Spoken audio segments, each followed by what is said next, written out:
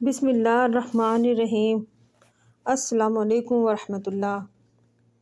اے ایمان والو، اللہ کے حضور توبہ کرو، خالص توبہ۔ توبہ کے لفظی معنی ہے لوٹنا۔ قرآن و سنت کی اصطلاح میں اس سے مراد یہ ہے کہ آدمی جس معصیت اور نافرمانی میں مبتلا ہو گیا ہے اس سے لوٹ آئے اور اسے بالکل ترک کر کے اللہ تعالیٰ کی فرما برداری کی طرف لوٹ کر نیکی کی راہ پر لگ جائے۔ اس کیفیت اور عمل کا نام توبہ ہے۔ اگر بندے نے گناہ ترک نہیں کیا تو وہ گناہ سے لوٹا ہی نہیں۔ اسی طرح اگر وہ رب کی فرما برداری اور اطاعت کرنے میں نہ لگا تو وہ اطاعت رب کی طرف لوٹا ہی نہیں۔ دوسرے لفظوں میں اس نے گناہوں سے گویا توبہ کی ہی نہیں، خواہ زبان سے کتنی ہی مرتبہ توبہ کا لفظ دہرائے اور شب و روز استغفار کا ورد کرتا رہے۔ ایسے انسان کی توبہ وہ توبہ نہیں ہے جو شریعت کو مطلوب ہے اور جس سے اللہ کو بے پناہ خوشی حاصل ہوتی ہے۔ اللہ رب العالمین کو بندے کے جس عمل سے بے پناہ خوشی ہوتی ہے وہ یہ ہے۔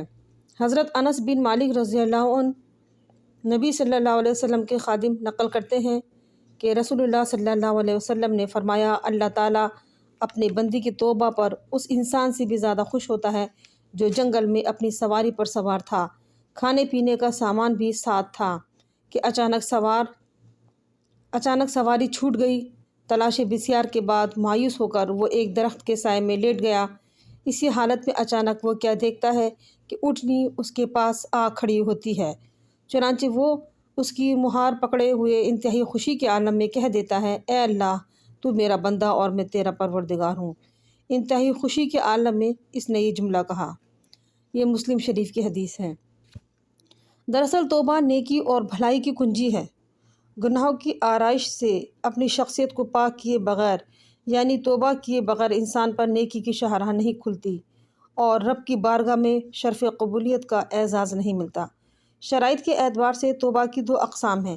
پہلی قسم اس گناہ سے توبہ جس میں بندے نے صرف اللہ کی نافرمانی کی ہے، کسی بندے کا کوئی حق نہیں مارا، تو ایسے گناہ سے توبہ کے لیے 3 شرائط ہیں۔ ایک یہ کہ بندہ اس گناہ کو قطعی طور پر ترک کر دے، دوسرے یہ کہ اس گناہ پر واقعی شرمندہ ہو، تیسری شرط یہ ہے کہ اس گناہ سے بچنے کا پختہ عزم کرے اور اس کے قریب بھی نہ پھٹکے۔ دوسری قسم کا گناہ اگر اس کا تعلق بندے سے ہے تو اس کے لیے توبہ کی شرط یہ ہے کہ براہ راست بندے سے معافی مانگی جائے۔ یہ تو تھے توبہ کے معنی اور توبہ کی شرائط۔ آئیے اب دیکھتے ہیں کہ ہماری زندگی میں توبہ اور استغفار کی کیا اہمیت ہے۔ کیا واقعی ہم اور آپ اللہ تبارک و تعالیٰ سے اپنے گناہوں کی معافی طلب کرتے ہیں؟ تمام برائیوں میں ملوث ہونے کے باوجود کیا ہم اس ارض اللہ پر ندامت کے ساتھ جیتے ہیں؟ نہیں، بلکہ ہم تو اکڑ کر چلتے ہیں گویا کہ ہم سے زیادہ متقی اور کوئی ہے ہی نہیں، جبکہ حضور صلی اللہ علیہ وسلم کا اسوہ مبارک ہمارے سامنے ہے۔ ابو ہریرہ رضی اللہ عنہ بیان فرماتے ہیں، یہ بخاری شریف کی حدیث ہے کہ میں نے رسول اللہ صلی اللہ علیہ وسلم سے سنا فرماتے تھے، بخدا میں ایک دن میں 70 بار سے بھی زیادہ اللہ تعالیٰ سے مغفرت اور توبہ کرتا ہوں۔ حضور صلی اللہ علیہ وسلم جن کے اگلے پچھلے تمام گناہ معاف کر دیے گئے تھے، ان کی تو یہ حالت تھی، اور ہماری؟ نبی کریم صلی اللہ علیہ وسلم کے زمانے میں ایسی عظیم ہستیاں گزری ہیں، اگر ان سے کوئی خطا ہو جاتی تو خود آ کر بتلاتے کہ ہم سے فلاں گناہ ہو گیا ہے اور اپنے گناہوں سے توبہ کر لیا کرتے تھے۔ اسی سلسلے میں ایک صحابیہ کا واقعہ کچھ یوں بیان کیا گیا ہے۔ ایک صحابیہ جو کہ قبیلہ غامدیہ سے تعلق رکھتی تھیں، وہ گناہ کبیرہ یعنی زنا میں مرتکب ہو گئیں اور حضور صلی اللہ علیہ وسلم کی خدمت میں حاضر ہو کر کہنے لگیں، حضور، میں گناہ کبیرہ کی مرتکب ہو گئی ہوں، مجھے ناجائز حمل ہے۔ آپ صلی اللہ علیہ وسلم نے فرمایا، جاؤ اللہ سے معافی مانگو اور توبہ کرو۔ مگر اس نے کہا، یا رسول اللہ، کیا آپ مجھے ماعز بن مالک کی طرح ٹالنا چاہتے ہیں؟ میں زنا سے حاملہ ہوں۔ آپ نے فرمایا، اچھا، نہیں مانتی تو جا وضع حمل کے بعد آنا۔ وضع حمل کے بعد وہ بچے کو لے کر آئیں اور کہا، اب مجھے پاک کر دیجئے۔ آپ نے فرمایا، جا اس کو دودھ پلا اور دودھ چھڑانے کے بعد آنا۔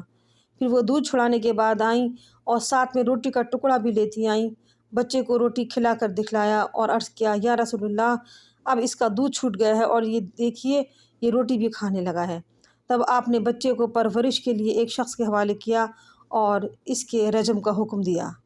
یہ تفہیم القرآن جلد سوم سے نقل کیا گیا ہے۔ سبحان اللہ، کیا جذبہ ایمان تھا، کتنا خوف خدا تھا۔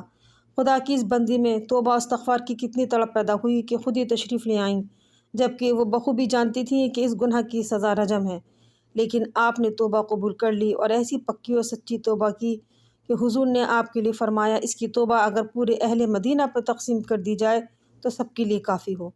ذرا ہم اپنے اندر جھانک کر دیکھیں، کہیں کوئی ایسا شیطانی فعل تو نہیں کر گزرے۔ گستاخی معاف۔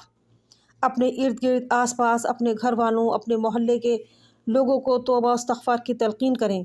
قبیلہ غامدیہ کی خاتون کی توبہ رجم کی شکل میں پوری ہوئی، مگر ہماری توبہ صرف خدا کے حضور گستاخی کی معافی اور آئندہ نہ کرنے کا عہد کر لیں، تب بھی خدا معاف کر دے گا۔ انسان کی زندگی مانند حباب ہے، نہ جانے کب بلاوا آ جائے اور ہم توبہ بھی نہ کر سکیں۔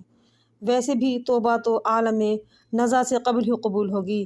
ارشاد نبی صلی اللہ علیہ وسلم ہے، اللہ تعالیٰ بندے کی توبہ عالم نزا طاری ہونے سے قبل قبول کر لیتا ہے۔ یہ ترمذی شریف کی حدیث ہے۔